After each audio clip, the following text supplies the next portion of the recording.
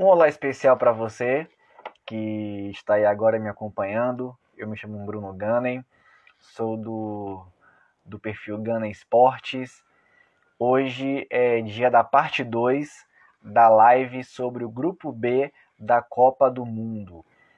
Ontem falamos muito sobre o Irã, que vai participar da Copa do Mundo e está no Grupo B. E agora vamos fazer a parte 2.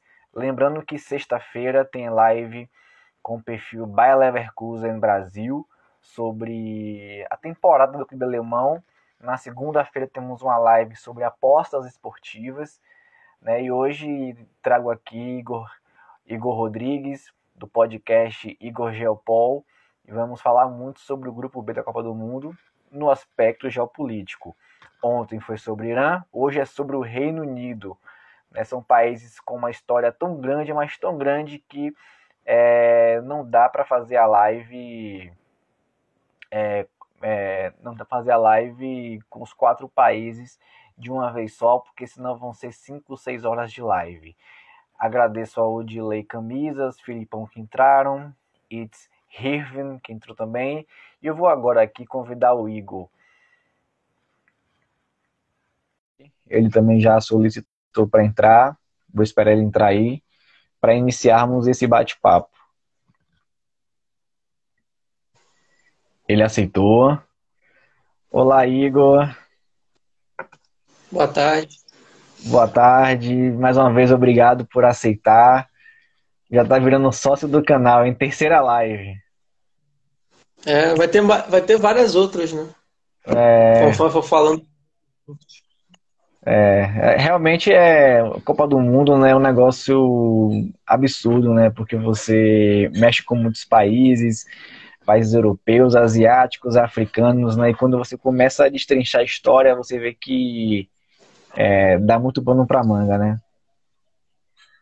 Realidades diferentes, formação das civilizações diferentes, culturas diferentes. É verdade. Lembrando que ontem começamos, né, a fazer sobre o Grupo B, fizemos sobre o Irã. O episódio deu 1h17, tá aqui na íntegra. Não consegui colocar ainda nos stories, porque deu um erro na plataforma, hoje eu não tive tempo durante todo o dia, mas eu vou tentar quando terminarmos aqui a conversa. Hoje é sobre Reino Unido, vamos fazer uma próxima sobre Estados Unidos e a seleção que falta. Ou vai ser Ucrânia, ou vai ser País de Gales, ou vai ser Escócia. Então é isso. Ontem conversamos sobre o aspecto futebolístico. Então, Igor, eu vou te pedir para falar somente da Inglaterra. O que você acha da seleção inglesa? Você acompanha, gosta do time? Não, assim, eu acho que eles têm uma boa defesa. Eles têm uma defesa assim, bem montada. É um time que não é um time assim, eu não vejo como um time tão, digamos, versátil assim. Eu acho que é um time mais de toque de posse de bola, né? Um time mais cadenciado, com uma boa defesa. Acho que é assim como eu vejo a Inglaterra. É. E é um time que chega uma moral lá em cima, né? Porque a maior liga do mundo, né? A liga mais famosa do mundo é inglesa, né? Não tem pra onde correr. É vice-campeã da Euro, da última Euro, É, semifinalista da última Copa. Então tem feito aí boas campanhas, né? e pega um grupo interessante, né? Irã, Estados Unidos. Não são seleções de primeira linha, mas se você for olhar com bons olhos, são desafios interessantes. Tem agora. A Inglaterra é a grande favorita, né? Inglaterra é a grande É, favorita mesmo. Igual a gente tá falando. Né? é, Estados Unidos é, é o favorito para pegar o segundo lugar. Aí tem o Irã, que vamos ver como é que ele vai jogar, né? Como é que ele vai ser. é, O Irã vai ter que e- ser efetivo. é, Esse é o segredo, né? Uma chance é, de guardar um. bem isso. E realmente promete. Vai ser um grupo, mesmo que dentro de campo não dê muito certo, fora de campo é um grupo que sempre reserva emoções, sempre ocupa os Sim. noticiários. Sim. Então Bastante vamos lá. história para contar. Então vamos nessa começar. Lembrando que esse ainda é o segundo episódio, porém é a parte 2. Então, Igor, quero porque assim, como o Reino Unido tem uma história muito grande, vamos setorizar, né, a história do Reino Unido de acordo com cada continente. Então, para começar, Igor, fale um pouco sobre a influência do Reino Unido na Oceania e Ásia. Sei que tem o território de Pitcairn, então dá para afirmar que o movimento mais voluptuoso naquela região nos últimos tempos foi a devolução de Hong Kong. O que é que você tem a dizer sobre o Reino Unido, linkando com a Oceania e Ásia? Um abraço para o Michael que mandou mensagem aí. Então, eu estava pensando em, tipo, descrever a história e aprofundar nas perguntas que você vai fazer para cada continente. Pode ser assim? Claro, fica à Sem vontade. se aprofundar. Então, o que a gente conhece hoje como Grã-Bretanha começa no desenvolvimento dos povos lá na Idade do Bronze, com o surgimento da cultura Beaker, com um povo que cresce em torno dela. E aí você tem o aumento do poder das elites que iam surgindo, o avanço da produção ali dos produtos que envolviam metais.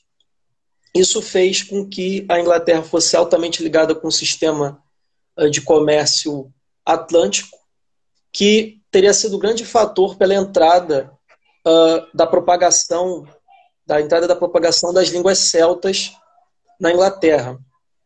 Essas tribos celtas começaram a invadir, né, a região da Bretanha, e daí no ano 54, 55 a.C., nós temos as invasões romanas a partir do imperador Júlio César, que, como parte da campanha da Gália, invade a Bretanha, e apesar de não consegui-la tomá-la toda, a invasão marcou significativamente o fluxo de recursos e mercadorias na região, que acabou beneficiando as elites que viviam mais ao sul dessa região. Sobre a liderança da rainha Boadiceia, as tribos que lá se estabeleceram se revoltaram contra os romanos, queimando várias cidades, tomando muitas delas.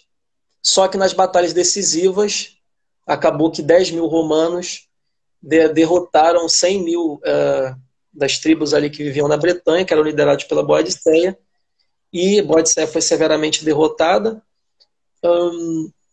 E nessa época as fronteiras da área se expandiram significativamente, e as últimas porções de tentativa de independência das tribos na região de Gales e do norte da Inglaterra foram incorporadas, sendo feita também uma campanha na Escócia, e aí os romanos conseguiram dominar culturalmente por 350 anos até a queda do Império Romano.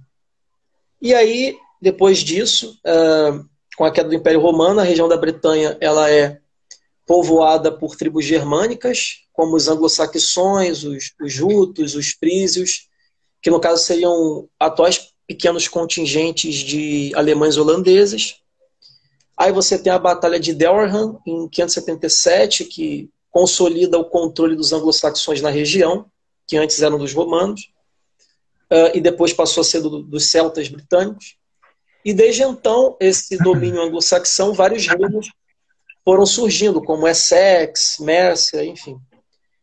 Nessa época, os reinos anglo-saxões sofreram invasões dos vikings, onde eles conseguiram repelir várias delas, mas também foram forçados a ficar na defensiva em várias outras.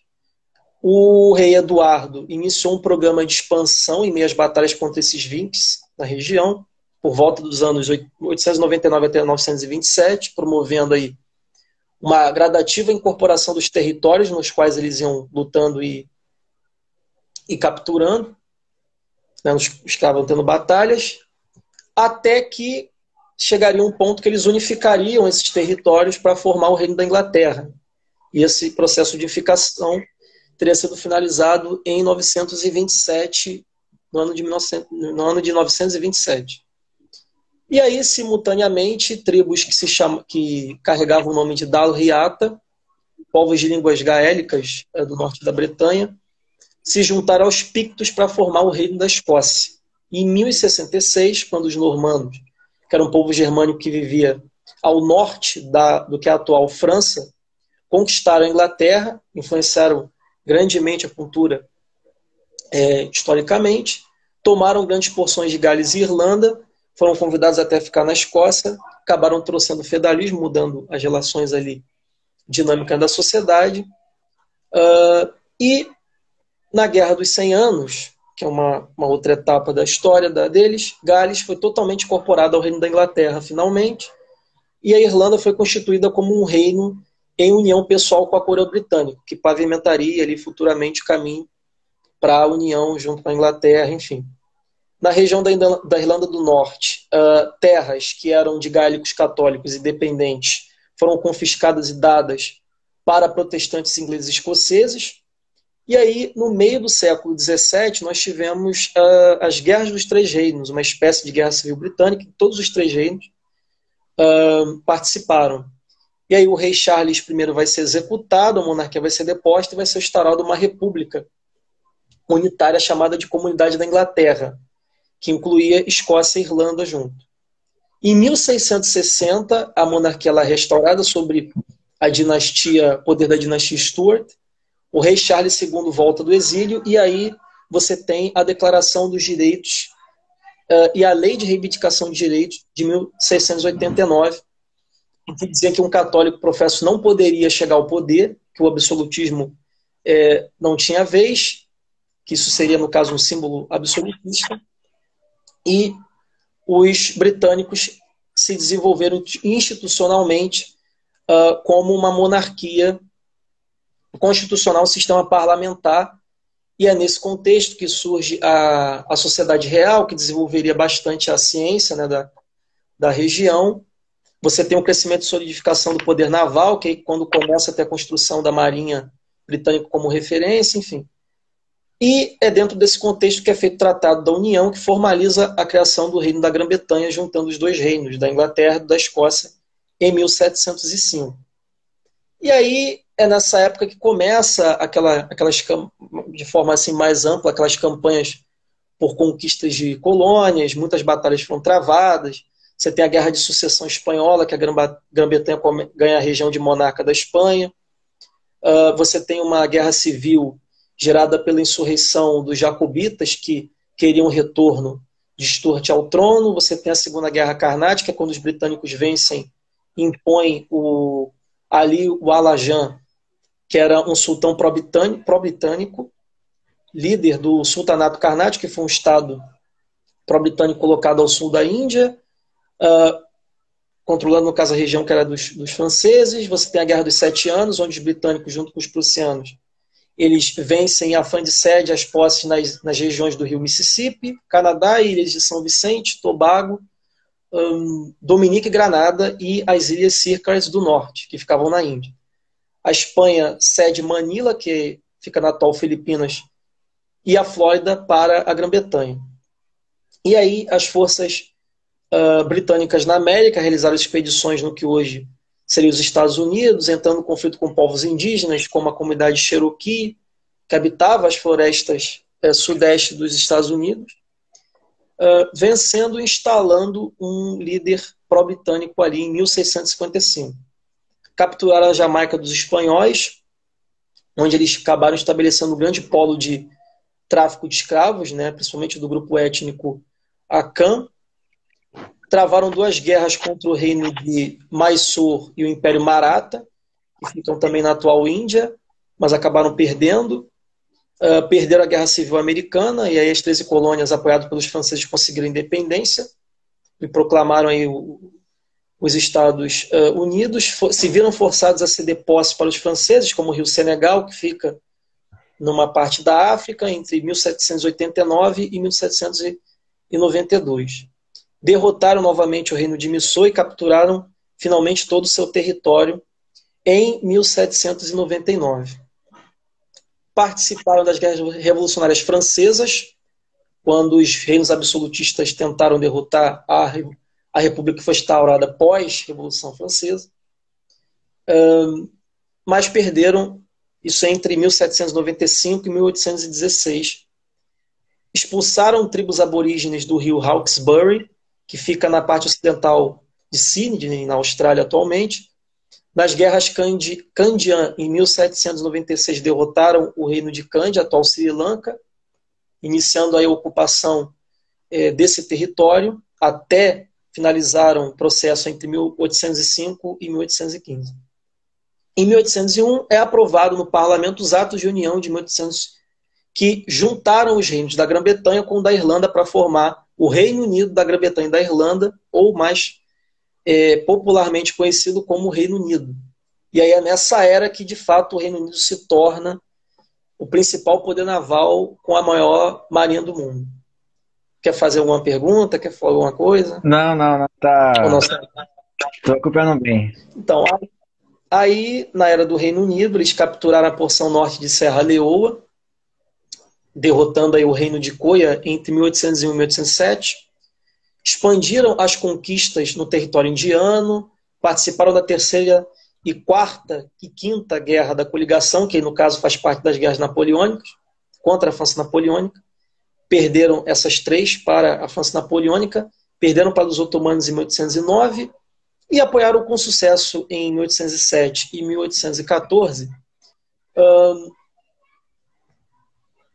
a resistência, digamos assim, a revolta, o levante espanhol e português contra a ocupação napoleônica, né, entre 1807 e 1814. Entre 1810 e 1817, estabeleceu o controle sobre o reino de Merina, que engloba a maior parte do atual Madagascar. Em 1811 e 1812, capturaram territórios do grupo Bantu, grupo étnico africano, na província do Cabo, que fica na atual África do Sul. Expandiram o território do Estado colonial Colônia do Cabo, que foi ocupado em 1806. Em 1812, travaram uma guerra com os Estados Unidos, onde repeliram uma invasão americana no Canadá, mas tiveram de se retirar da Flórida, o que também diminuiu a influência espanhola no local, que mais tarde Flórida seria comprada, roubada e comprada aí pelos americanos. E na Guerra da Sexta Coligação, parte das guerras napoleônicas, os britânicos, parte da coalizão vence, que acabou dando no exílio do Napoleão na ilha de Elba, e pelo Tratado de Paris, que foi imposto, eles conseguiram ganhar aí as ilhas de Tobago, Santa Lúcia, Seychelles e Mauritânia. E aí você tem os conflitos dos 100 dias, que é quando Napoleão volta, e tenta ali restaurar a França napoleônica, mas é derrotado novamente. Enfim.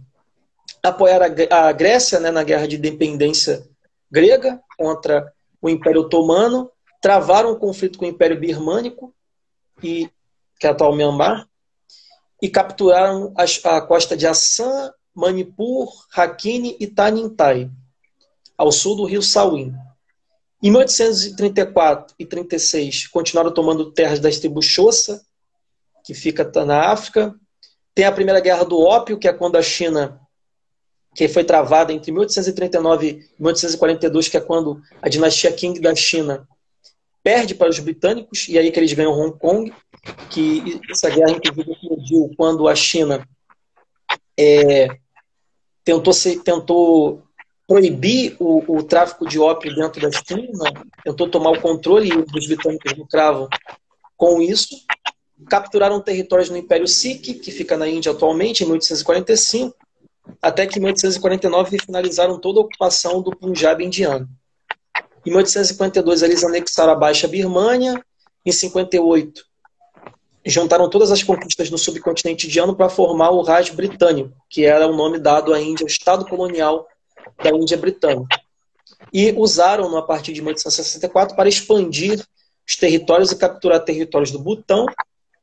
A partir de 1874, eles continuam a guerra contra o Império Achante, que fica na atual Gana, capturando territórios da região também, e adicionando os territórios capturados à colônia da Costa do Ouro britânica, mais um estado colonial que eles impuseram ali na África.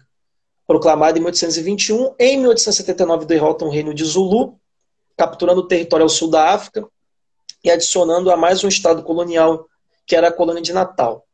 Em 1880, ocupam Zimbábue, transformando na colônia Rodésia do Sul, que era governada pela Companhia Britânica da África do Sul. Em 1882, derrotam e ocupam o Egito. Em 84 e 89, o Sudão, a Somalilândia. Em 1885, anexam a Alta Birmânia a partir da Índia Britânica, que era o Rei Britânico. Em 1896, eles obtiveram o controle sobre Zanzíbar, que fica na atual Tanzânia, instaurando um sultanato pró-britânico. E aí você tem a Segunda Guerra Anglo-Boer, que contra a República Boer Independente de Transvaal, ou Sul-Africana, tinha esses dois nomes, onde os britânicos, inclusive, ganharam a guerra e operaram campos de concentração na África do Sul para lá jogar os boeres que eram forçados a jurar lealdade à coroa, que foi, inclusive, desse evento que o Hitler, num discurso, ele até falou que teve a ideia dos campos de concentração na Alemanha. Ele disse que a ideia partiu dos britânicos na Segunda Guerra Anglo-Boer. E aí você tem a Primeira Guerra Mundial, que é o Reino Unido sai vencedor, aí você tem a partição dos territórios entre os vencedores, eles ganham a Mesopotâmia, o Iraque otomano, a Palestina, a Transjordânia, a Palestina vira um mandato britânico, Tanganica, que era a atual região da Tanzânia, parte de Camarões e Togo, são dadas aos britânicos. Aí eles apoiaram o Exército Branco na Guerra Civil Russa em 1917 contra os bolcheviques, lutaram contra os turcos na Guerra de Independência dos turcos em 1923, pós-Primeira Guerra Mundial e ocupação de parte do território otomano. Em 1936, os britânicos suprimiram uma revolta árabe no mandato britânico da Palestina, que começa numa insatisfação da população árabe com o domínio britânico e com a tentativa de criar um Estado israelense, um Estado judaico dentro da Palestina. Inclusive alegando ali que estavam tentando enviar grandes quantidades de imigrantes, entre aspas, israelenses, judaicos para lá, para tentar criar um Estado israelense nas terras que eram da Palestina. Os britânicos se retiram da Palestina em 1948, quando milícias israelenses também se voltam contra os britânicos. Deixa eu só botar aqui para carregar, já está acabando a bateria. Enquanto você coloca, eu vou fazer aqui uma reflexão, como é interessante, né? Porque a história do Reino Unido é uma história que, para os ingleses, né, é uma história muito vitoriosa, né? Uma nação poderosa, uma nação que sempre foi muito influente, idioma, cultura e um monte de coisa, mas ao mesmo tempo deixa um legado muito perigoso, né, para vários territórios. Você vê que a Somália vive conflito, né, a questão mesmo da África do Sul, né? Falamos na primeira live sobre a questão dos Países Baixos, então é uma região que até hoje é conflituosa por conta de etnias. Myanmar até hoje é um país muito instável politicamente, então isso de alguma forma dialoga com o que a gente falou ontem na live sobre o Irã, que a presença dos Estados Unidos naquela região do Oriente Médio causou muitos estragos e, de alguma forma, a presença do Reino Unido no mundo também causou, né? Exceto para alguns países, como a Austrália, Estados Unidos, Canadá, que são países desenvolvidos, mas a grande maioria lamenta muito a presença deles, né? Sim, não tem um passado bom digamos, do colonialismo britânico, né? Muitos, inclusive, eu arrisco a dizer que se não fosse o surgimento da Alemanha nazista, digamos assim, o país que seria visto, o império, né? O regime que seria visto como o mais maléfico da história seria o Império Britânico. Que é por conta da fome na Índia, que geraram, enfim, bastante coisa. Bom, e aí você tem a Segunda Guerra Mundial, a Guerra Fria. Ô Igor, só um pedido. Que você vai ter... Você consegue abaixar só um pouquinho a câmera? Ou não pensa... Aí, tá perfeito. Mas aí atrapalha você? É porque eu tô tendo que segurar o celular porque eu tô com um carregador conectado. Não sei se vai assim durar até o final da live. Deixa eu ver aqui se dá pra...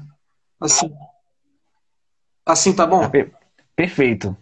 Pelo menos a gente consegue te Tá. ver. Então você tem a Segunda Guerra Mundial, a Guerra Fria e o início dos movimentos de decolonização. Por exemplo, em 46 e 47, os britânicos se retiram da Índia frente ao crescimento da Liga Muçulmana. Em 52, o movimento dos oficiais livres, liderados pelo Mohamed Naguib e o Gamal Abdel Nasser, lideram uma revolução no Egito para depor a monarquia pró-britânica, a monarquia fantoche egípcia pró-britânica, finalizando a influência britânica no Egito. Foi bem sucedido, o mesmo momento faria a Revolução 14 de Julho no Iraque, derrubando a monarquia pró-britânica no Iraque. Nos anos 60, Chipre e Malta se tornam independentes, a gente vai falar, dá para falar um pouco mais sobre isso agora daqui a pouco. E em 63, a Quênia declara independência depois do levante do grupo Mau Mau, custou muito ao Reino Unido para derrotar esse levante. Os britânicos têm que dar independência para Tanganica, que é aquela região da atual Tanzânia. Você tem o levante Radifan, ou Emergência de Aden, que é quando o grupo marxista Frente de Libertação Nacional e o nacionalista árabe Frente pela Libertação do Sul do Iêmen lutaram contra o protetorado, do sul do Iêmen ocupado, no caso, lutaram contra o protetorado britânico da Federação da Arábia do Sul, que tinha as posses dessas terras da região, né? E ganharam e proclamaram a República Popular Democrática do Sul do Iêmen. Em 65, a Rodésia do Sul, Zimbábue, também se separou do Império Britânico, e aí você teve Hong Kong sendo, no caso, os britânicos saem de Hong Kong. Você até fez a pergunta, né, se era o episódio mais voluptuoso. Do ponto de vista bélico, acho que não. Acho que do ponto de vista bélico, a gente pode citar a Revolução 14 de Julho, a Revolução do Egito, como, belicamente falando, movimentos mais significantes, mas sem dúvida é o mais simbólico, porque terminam dos grandes focos de colonialismo do Reino Unido pelo mundo, né? Fora ali da região da Europa e tal. Hoje existe uma presença do Reino Unido na Oceania? Olha, pelo que eu sei, o máximo que o Reino Unido tem assim é alguns territórios em outros continentes. Mas eu não tenho conhecimento assim sobre domínios do britânico na Oceania, não. E na Ásia? Na Ásia, pelo que eu sei, não. Se tiver, assim, pelo que eu sei, não. Se tiver, deve ser alguma ilha bem pouco falada, entendeu? Eu sei. Então... Tem a questão, você vai falar agora de Gibraltar? É a segunda questão. E Chipre? Então, você quer introduzir a pergunta? Claro, faço. Até para facilitar o corte. Sim. Você falou que do ponto de vista bélico não foi, mas que simbolicamente, né, a saída do Reino Unido de Hong Kong teve um impacto muito grande no sentido geopolítico, né, porque é meio que até como passar o bastão, né, porque o Reino Unido é uma potência do passado, ainda é, mas passa o bastão para a China, que hoje é a potência do presente, né? Então, um movimento muito interessante. Então, vamos agora sair da Oceania, sair da Ásia e para a Europa. Como hoje o Reino Unido é visto? Sei que tem a questão do Brexit, tem a questão também de Gibraltar, de Chipre. Fale um pouco atualmente sobre o Reino Unido, quais territórios eles possuem.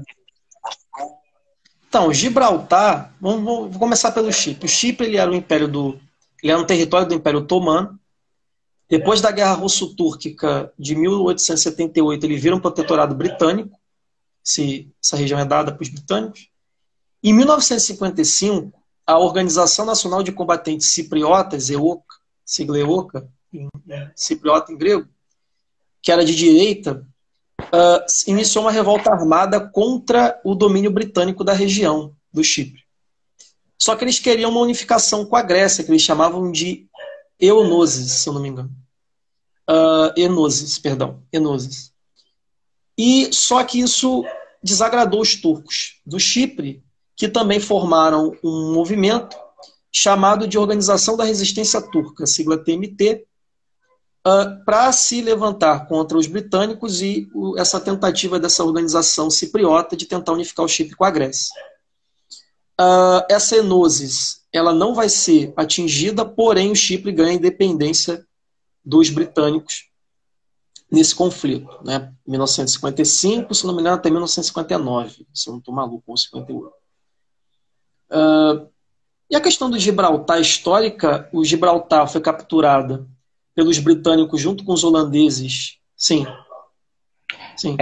Então, quando, entre aspas, o Chipre britânico consegue a independência, o Chipre turco não consegue até hoje. É porque tem essa questão dos turcos não concordarem com a influência grega no Chipre. Só que quando a Turquia invadiu o Chipre, se eu não estou doido, em 1972, boa parte das pessoas, e a Grécia principalmente, considerou isso uma certa agressão. Que a Turquia não deveria ter invadido o Chipre. E hoje tem uma nação dentro do Chipre que só a Turquia reconhece. Sim, o Chipre turco. E tem uma outra questão também que eu sei que o Reino Unido tem algumas bases militares no Chipre ainda. Que é a Turquia? Não, que o Reino Unido Deu tem. para escutar direito. Tá. Tem algumas Não, bases. bases militares fora de lá do Reino Unido, eles têm ainda, entendeu? Ainda tem essas Entendi. bases. Os Estados Unidos também tem. Mas Até por isso muita gente fala que o colonialismo não acabou, né? Ele só mudou de cara, porque essas bases militares servem como, digamos assim, projeção do poder desses países, né? Frente aos outros. E os cipriotas vivem em paz, vivem em conflito constante? Não, hoje a região, digamos assim, está em paz. Mas você tem ali algumas tensões históricas. Mas não tem conflito nenhum atual ali, não. Entendi. Então vamos para Gibraltar agora. Bom, Gibraltar, os britânicos capturam junto com os holandeses em 1704, com a Guerra de Sucessão Espanhola. E aí, pelo Tratado de Paz de Utrecht, em 1913, Gibraltar foi dado aos britânicos, que usaram Gibraltar como uma importante base da Marinha Real Britânica. E aí você tem um debate ferrenho sobre a titularidade de Gibraltar, né, com os espanhóis, visto que os espanhóis também proclamam, né, a posse dessa terra.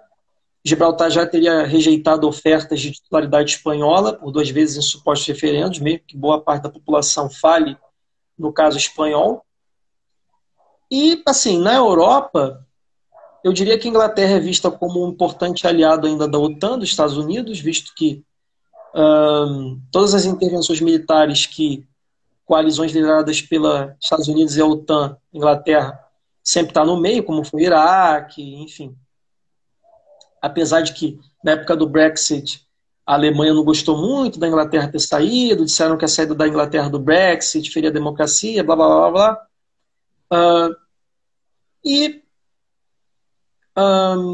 Você tem muitas críticas, né, ao Boris Johnson como primeiro-ministro.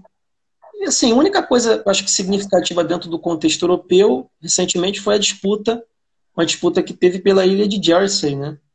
Quando os britânicos, porque Jersey é uma comunidade autônoma do Reino Unido, é uma ilha, e por conta do licenciamento de barcos de pesca da União Europeia para pescar nas águas territoriais de Jersey ter mudado depois da saída do Reino Unido da União Europeia, os pescadores franceses foram protestar, e aí a Marinha Britânica mandou barcos de patrulha para poder lidar com esses protestos dos pescadores, alegando que eles queriam atrapalhar, né, a atividade na área.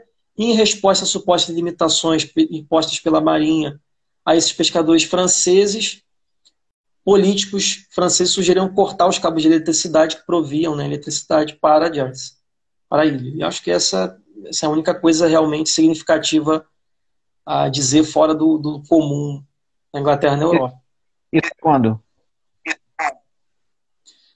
Se eu não me engano, foi 2019 isso. Não, 2021. Foi 2021. Mas não chega a Foi 2021. ameaçar, Não, digamos não. assim, uma tensão mesmo, né? Não. Foi nada significativo, não. E teve também com a Escócia, né? Porque a Escócia não ficou muito feliz com a saída do Reino Unido A Escócia do que, Brexit. historicamente, quer a independência eles querem a independência da Inglaterra, do E Reino como Unido, anda, né, e como anda essa questão? Então, a Escócia, eu sei que ultimamente a Escócia votou a favor de ser independente, mas a Inglaterra não aceitou. É isso. Então, Até agora, tá no nível, pelo que... tá no nível que, independente se quer ou não, eles não vão permitir, pronto. Pelo que parece, não. Porque a única saída é se entrar em guerra, né? Ir pro confronto mesmo, porque não vai permitir um território tão importante, né? Tão, Uma insurreição armada contra os britânicos ali é. na... E vamos agora para o continente americano. Fale sobre a questão da América do Norte, se você tem alguma coisa a pontuar sobre o Reino Unido na região. Depois a gente vai descendo o Não, mapa. atualmente... Então, ali, historicamente, acho que meio que já toquei no assunto, que é a Guerra Civil Americana, né? Que eles tinham posse ali do que é hoje os Estados Unidos, as 13 colônias se revoltam, né, com as medidas econômicas, enfim, impostos pelos britânicos, se revoltam e você tem a Guerra de Independência, o Canadá também fez parte do Império Britânico. Mas, assim, eu acho que atualmente ali não tem nada assim, não tem nenhuma posse, não tem nenhuma, assim... Claro, os britânicos têm uma certa influência histórica nos Estados Unidos, né? Mas atualmente acho que não tem muito o Não, que né? comentar. E na América Central e Caribe já é bem diferente o cenário, né? Porque muitos territórios naquela região ainda pertencem ao Reino Unido, né? Como as Ilhas Virgens Britânicas, Anguila, Bermudas, Ilhas Caimã, Turcos e Caicos. Há movimentos separatistas, como é que essas regiões estão hoje aí posicionadas assim na região? Então, pelo que eu sei, movimento separatista não tem. Mas o que acontece? As Ilhas Virgens Britânicas são um território ultramarino, com democracia parlamentar, onde você tem um governador e um primeiro-ministro. Esse premier é escolhido pela rainha, com apoio com o conselho do governo. Só que em maio desse ano, o Reino Unido Londres tentou ter o domínio direto da ilha, o que muitos cidadãos e políticos locais consideraram como uma decisão retrógrada. Tentou o E quê? fortemente retrógrada, atrasada. Não. Tentou fazer o que com a ilha? Domínio direto, que basicamente seria o Reino Unido assumir totalmente as decisões políticas e afins da ilha. Ou seja, seria como meio que acabar essa participação do parlamento, enfim, tomar realmente o controle total, porque as Ilhas Virgens Britânicas ainda têm um parlamento que toma algumas decisões do país e tal. No caso, o Reino Unido passaria a tomar todas as decisões das ilhas. E deu em que isso? E aí... Oi? E deu em que isso? Não, aí a ilha considerou políticos e cidadãos locais consideraram uma decisão retrógrada, que eles desencorajaram fortemente, sugeriu alguns protestos, mas ficou por isso mesmo. Não teve nenhuma novidade a respeito disso, não. Em O que é bom, né? 67... Depende, né? Se as pessoas lá realmente quiserem se separar, não sei. Mas é bom que também, por outro lado, não tem guerra, né? Sei que em 67 a Anguilha Teve um referendo separatista, mas aí foi para se separar de São Cristóvão e Neves, não foi necessariamente os britânicos.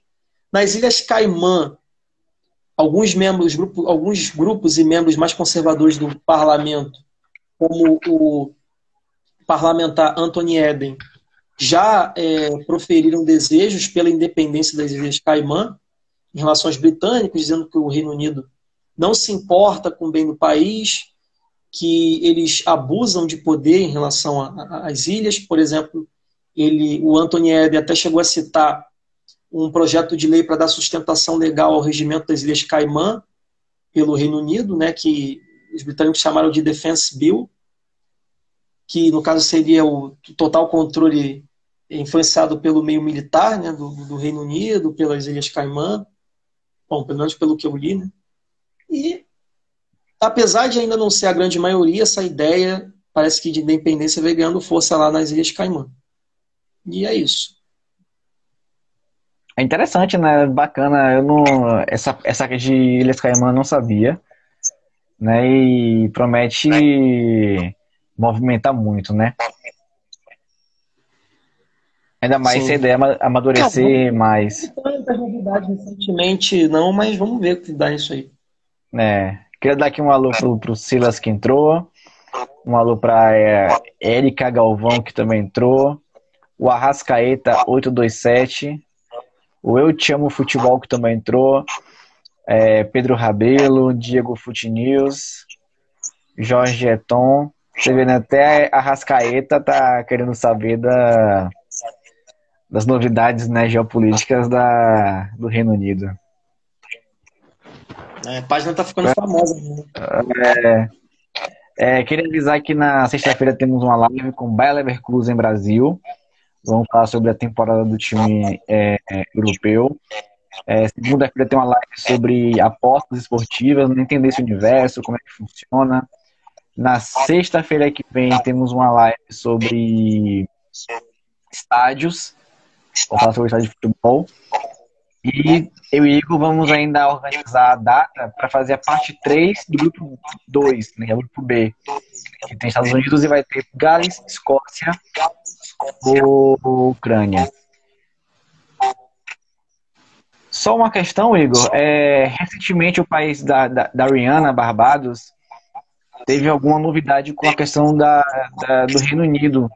Você pode me explicar o que aconteceu? Você pode explicar o que aconteceu? Você acompanhou esse processo?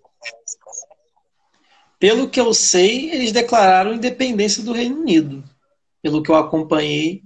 Mas eu não cheguei a acompanhar tanto assim a situação, não. Eu sei que eles bem que declararam independência, né?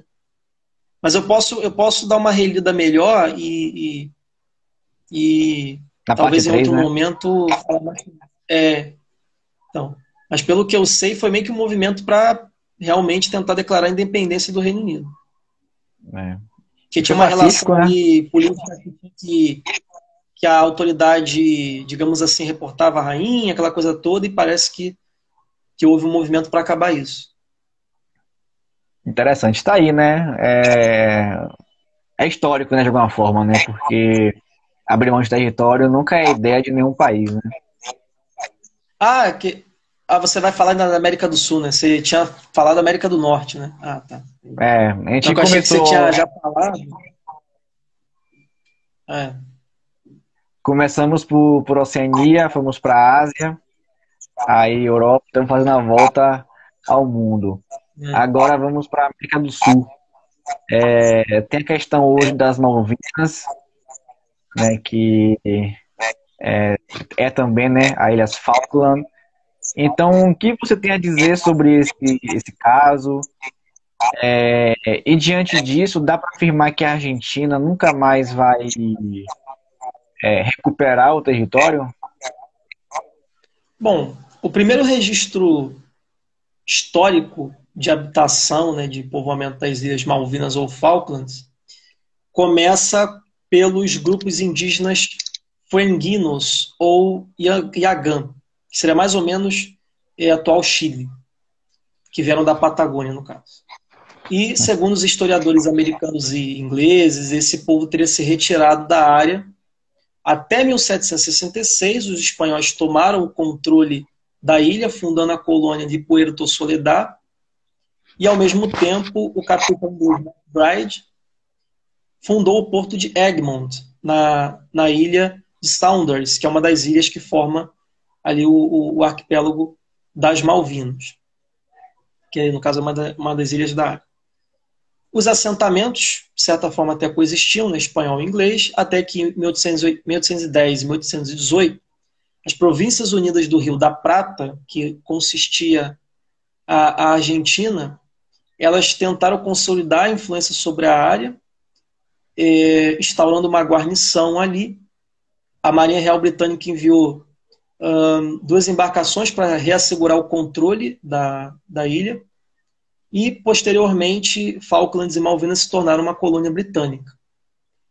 Até que a gente pula para a Era Perón, quando as tensões aumentaram, quando o Perón proclamou a soberania, né, a titularidade argentina sobre o arquipélago, até que em 1982, a Guerra das Malvinas, né, o Falklands estourou, quando a Argentina invadiu o arquipélago, ocupou, na primeira etapa até conseguiu êxito, né, ocupou brevemente, até que uma força expedicionária britânica foi enviada para lá.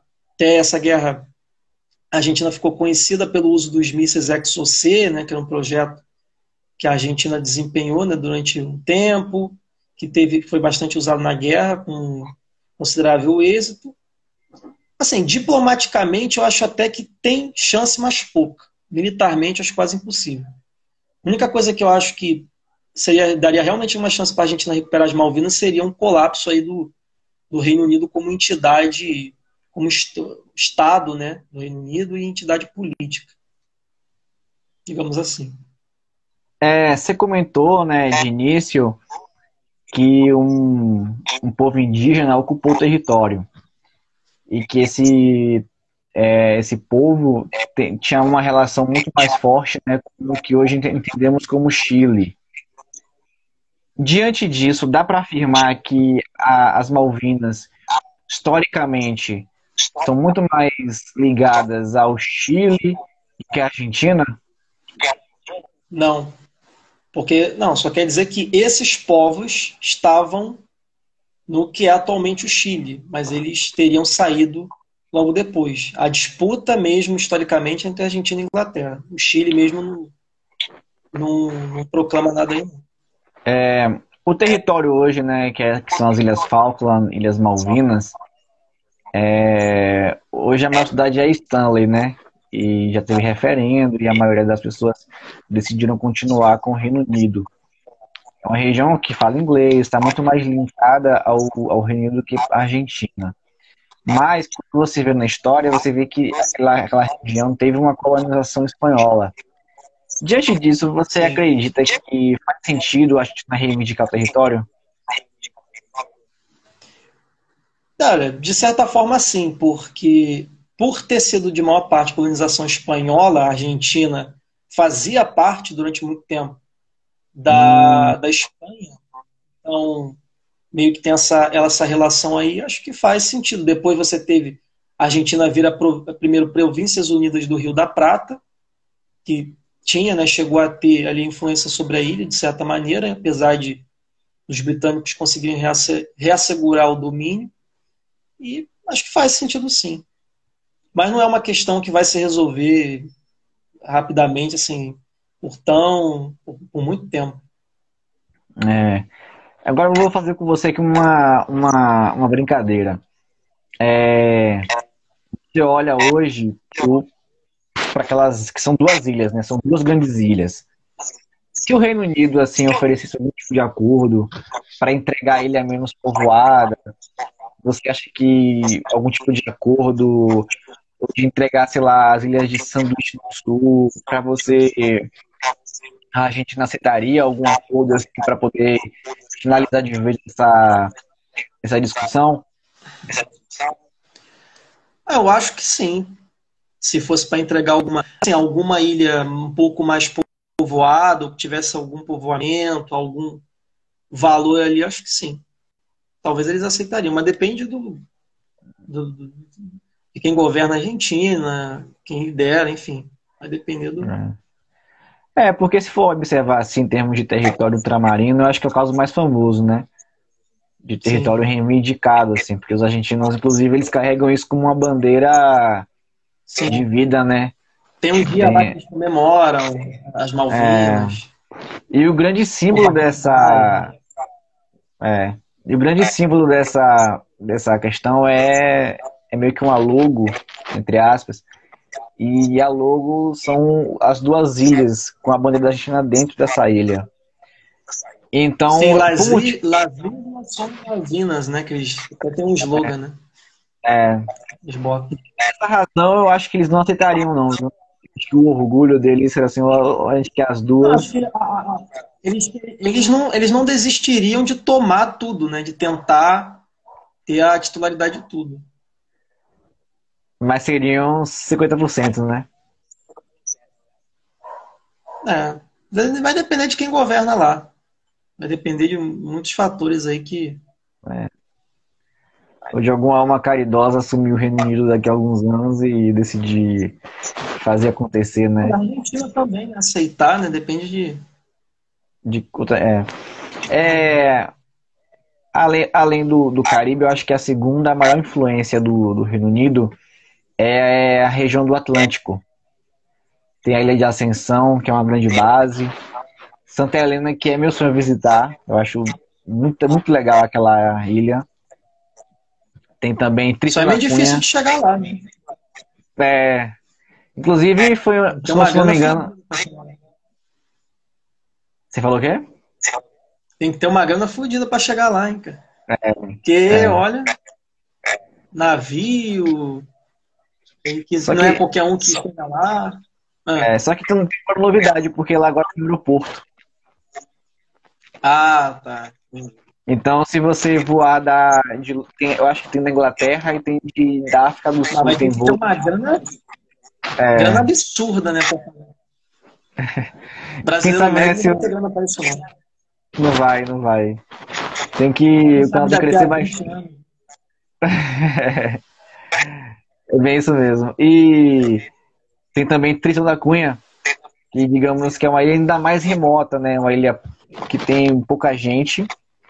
É uma ilha que é muito famosa, né? Porque dizem que é a ilha mais remota habitada do mundo. Tem também Sanduíche do Sul, e uma Geórgia outra do ilha, Sul. Geórgia. Fale um pouco sobre esses territórios, o que é que você acha, qual a importância dessas terras, se algum país reivindica, alguma coisa assim. Então, todas elas são territórios ultramarinos. As ilhas Geórgia e Sanduíche do Sul são, boa parte é bastante remota e inóspita, né? Várias áreas não dá para você viver. Ali naquela região de Geórgia e Sanduíche tem apenas 30 habitantes, que moram todos no Cabo Rei Eduardo, na Geórgia do Sul, que eles trabalham para o BIS, que é o British Antarctic Survey, que é uma organização relacionada, né, na Antártida. Cristão da Cunha é um grupo de ilhas vulcânicas, bastante remotas, a maior parte inabitada, mas você tem algumas reservas de vidas ali bastante grandes, nas ilhas Gulk. Ela faz parte de uma área, né, que a Terra tem um campo magnético curiosamente baixo, é por isso que você tem ali um observatório geomagnético que foi instaurado por institutos estatais ligados ao governo na Dinamarca. Mas a mais importante, a mais simbólica é a Ilha de Ascensão, né? Que tem umas 800 pessoas mais ou menos vivendo lá. Você tem um aeródromo da Real Força Aérea Britânica, que é o aeródromo Wild Awake. Você tem uma base da Agência Espacial Europeia, você tem uma estação de retransmissão atlântica do Serviço Mundial da BBC News, e você tem uma das antenas, se não me engano, que coordenam o GPS ali naquela ilha. E aí você tem Então, também um telescópio da classe Meter da NASA. É o que eu sei que tem lá. Então, talvez é a mais importante. Né? é mais que Santa Helena.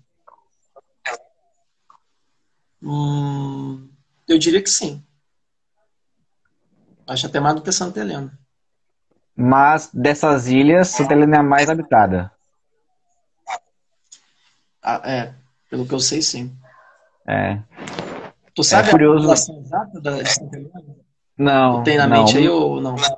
não. A questão é que Santa Helena, quando foi fundada, quando começou a ser povoada, eles povoaram a parte baixa, que é um grande funil, assim.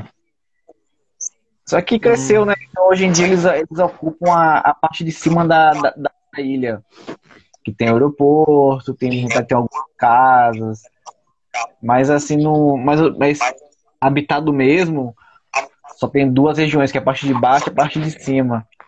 Aí tem um chalé, uma fazenda que é mais isolado, e nessa fazenda fica a tartaruga mais velha do mundo. Acho que você já viu, que é bem hum. famosa, tem quase 200 Eu cheguei anos. a ver as fotos.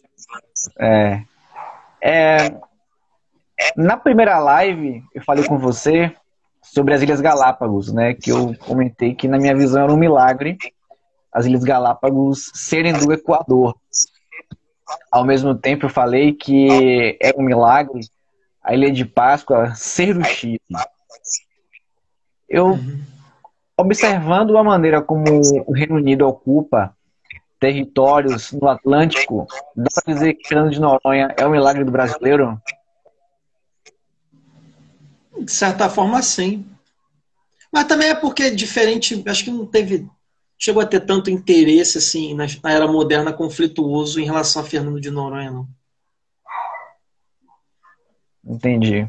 Mas é curioso, né? Porque é uma região interessante, né? Bem localizada, então poderia ser uma base aérea, alguma coisa do tipo. Como fica perto da linha do Equador, poderia ser uma base de foguetes. A Marinha também, porque é uma base da Marinha, Então, britânica no caso. eu acho que é um feito, mas é como você falou, né? Não é nada muito extraordinário, mas é um feito. Agora, saindo da América, você tem algo a dizer da América, da Europa, da Ásia ou da Oceania que você não falou, que talvez eu não perguntei? Não, assim, acho que eu já queria colocar tudo que Pincelou, né? eu coloquei, acho que eu já era tudo que eu tinha na cabeça assim para falar. E da Guiana? Você tem algo a dizer da Guiana? Tem algum. Você falou do Suriname na outra Não, live. É um país que ainda. É um país que tem muitos indianos, né? não, desses países não tem nenhuma notícia, não. Não tenho nenhuma novidade assim grande. Certo. Então a gente vai encerrar agora, né, nossa volta ao mundo com a África. Tem a questão você vai falar das Ilhas Maurício. É, aí, no caso, tem um conflito que é recente das Ilhas Maurício, que são várias ilhotas, né? Aí tem a Ilha de Chagos, que é a ilha principal, que é a maior. Então, falei um pouco desse conflito que na mídia internacional saiu bastante. Aqui no Brasil foi ínfima a cobertura. Aí eu queria que você falasse um pouco sobre isso. Então, assim, na verdade não tem bem um conflito aberto, bélico, das Ilhas Maurício com os britânicos por esse arquipélago de Chagos. Na verdade, assim, um grupo de pessoas entrou incluindo o embaixador das Ilhas Maurício da ONU, entrou nesse arquipélago, nessa ilha, e ergueu a bandeira Maurícia ali. Que essa arquipélago de Chagos, essa ilha, é parte do arquipélago do Oceano Índico, controlado pelos britânicos. Os britânicos já disseram que não tem nenhuma dúvida sobre a soberania britânica, a titularidade britânica sobre Chagos, só que os marícios dizem que está na hora de entregar já a ilha, porque eles alegam que os britânicos estão ocupando ilegalmente a região. Até 3 órgãos da ONU teriam determinações, né, que o arquipélago, que fica a mais de 8.000 quilômetros de distância do Reino Unido, faz parte, no caso do antigo Império Britânico, passado colonial britânico, que devia ser entregue às Ilhas Maurício. Maurício diz que a Grã-Bretanha está ocupando ilegalmente e o Reino Unido nega essa alegação das Ilhas Maurício, né? O território ele teria sido cedido à Grã-Bretanha depois da derrota do Napoleão, em 1814, depois que você tem aquelas divisões territoriais ali, né, o remodelamento do mapa, depois que o Napoleão mudou tudo. Os Chagos eram governados a partir de Maurício, que também era uma colônia britânica. E aí, em 1903, o arquipélago de Chagos foi anexado às Ilhas Maurício, separado de Seychelles, né? E em 1965, o Reino Unido teria comprado todo o arquipélago da então colônia autônoma de Maurício por 3 milhões para criar o território britânico do Oceano Índio. E acho que é essa mais ou menos a história em torno de Chagos. Um dos argumentos, você falou, né, que o argumento é a questão de distância, que ele fica a 8 mil quilômetros do Reino Unido, mas se for observar no mapa... Não, mas eu falei assim, mas não é um argumento que os Maurícios, as Ilhas Maurício, utilizam não, entendeu? Não, eu só falei para... Você comentou que o argumento foi da ONU. Não foi ou foi algum outro? Não, é porque eu só falei isso para ficar simbolizado a distância, mas não foi algo que a ONU usou como argumento. Não. Então, usando isso, eu te falo o seguinte, fica mais próxima de Seychelles e das Ilhas Maldivas do que das Ilhas Maurício. Esse argumento de proximidade territorial para você faz sentido?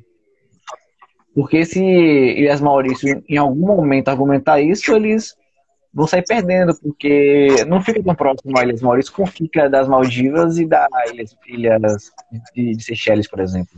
Não, acho que não é um argumento bom, não. Acho que o melhor argumento que eles podem usar é que ela é fruto de um passado colonial, que aquela terra não pertence aos britânicos, e que a compra teria sido feita quando o Maurício não tinha autonomia total, que era uma colônia com um certo grau de autonomia pelos britânicos. Acho que esse é o melhor argumento que eles podem usar.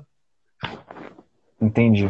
Um outro ponto que eu queria aproveitar esse assunto é que um dos argumentos do Reino Unido é que o território foi alugado, arrendado pelos Estados Unidos até 2035 ou 36, alguma coisa assim. Você chegou a ver algo sobre isso? Porque eles falam que eles não podem fazer nenhum tipo de acordo com Ilhas Maurício porque o território está sob uso de um outro país. Você chegou a ler sobre isso? A ver alguma coisa? Não. Eu acho que eu ouvi alguma coisa bem brevemente, mas eu não cheguei a me aprofundar sobre isso, não. Porque foi uma coisa assim que eu cheguei a ver. Aí vale a gente também na próxima trazendo esse detalhe mais a fundo. E se a gente vai falar do para finalizar de vez, como está na África, né? Você falou na sua introdução sobre de Somalilândia, de Gana, e hoje dá para afirmar que na África do Sul, Somalilândia, até mesmo em Camarões, a questão dos camaroneses que falam inglês com os franceses. Se puder resumir assim, conflitos, bem resumido mesmo, assim, conflitos em ex-colônias africanas. São muitas, porque só de cabeça que já pensei em algumas, né? Teve a questão da África do Sul, foi muito marcante, né? Enfim. Então, eu sei que eles tiveram bastante guerras com a tribo Xhosa, né? Que fica ali naquela região da África do Sul. Tinha alguns grupos também, se não me engano, de Serra Leoa. Eles tiveram mais de 6, 7, 8 guerras com essas tribos e foram tomando as terras, expulsando gradativamente eles dessas regiões. Teve guerras com as tribos Bantu, confederações tribais africanas e foram tomando as terras deles. Mas, assim, o passado que a Inglaterra deixou nessas colônias africanas não foi bom, não. Foi um passado, assim, de exploração, de pobreza. Né? Tanto é que tem gente que adora dizer tem gente que adora falar que se o Brasil fosse colonizado pela Inglaterra ia ser um país melhor do que ter sido colonizado por Portugal, mas se você for ver as colônias inglesas aí, o legado que a Inglaterra deixou não foi uma coisa nem um pouco boa, né? Se for levar, por exemplo, os crimes que a Inglaterra fez, por exemplo, com as populações indígenas no continente americano, principalmente no que é hoje os Estados Unidos, enfim. Então, também É. não acho que é uma afirmação que eu concordo. Se você pudesse fazer um top 5 melhores colônias do Reino Unido, assim, quais seriam, assim, que você acha, poxa, ocupar aquele espaço, mas de alguma maneira deixou algum nível de civilização? Você teria algo a dizer? Sim, eu diria, sei lá, a Austrália, que era até uma colônia penal, né, pelo que eu sei dos britânicos. Mas, assim, essa construção da Austrália moderna foi com a morte de vários grupos aborígenes, né? Então não foi uma coisa assim, pacífica, não, foi uma coisa bastante violenta, a custo de muito sangue, né, derramado. Não sei se a Austrália seria o exemplo assim a ser dado de colônia que teve um legado legal deixado por ações pacíficas, porque não é o caso. As outras colônias, assim, em geral, geralmente carregam pobreza, problemas, né? Enfim, Nova acho que é Zelândia isso. seria uma colônia que, apesar de ter uma história Também. parecida, né? Mas, novamente, tem a mesma questão da Austrália, né? Mataram muita gente ali para impor uma colônia e depois construir o domínio deles lá. Falam muito também do Canadá, falam muito de Botsuana, que Botsuana tipo, vem crescendo bastante. Mas Botsuana cresceu muito por causa de um primeiro-ministro que eles tiveram, se não me engano, a partir dos anos 70.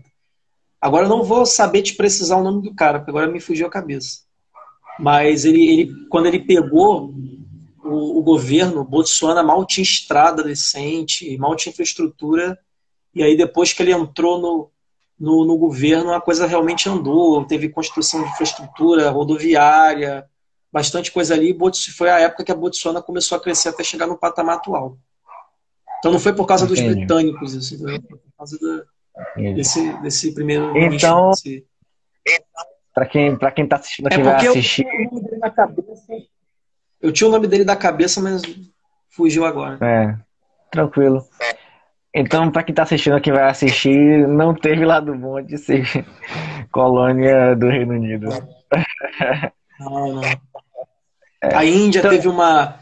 Eles fizeram uma morte, quase que um genocídio na Índia, uma fome absurda lá. Enfim, não teve é, não, passado bom, não.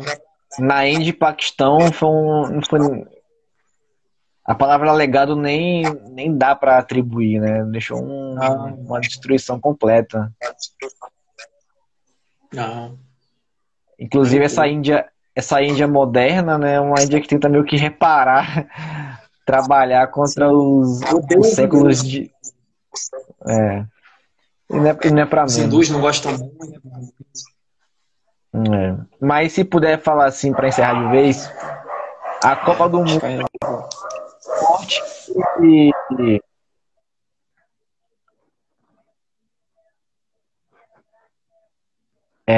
o Igor saiu. É, ele mandou agora aqui uma mensagem que o celular dele descarregou. Então eu vou aqui encerrar a live. Queria agradecer a todo mundo que participou, que está aqui participando, que assistiu, que ao vivo, está assistindo agora por streaming, né? Por VOD. Então é isso, eu vou encerrar aqui a live. Muito obrigado a todos. Na sexta-feira tem live com Bayer Leverkusen Brasil. E é isso, até uma próxima. Tchau, tchau.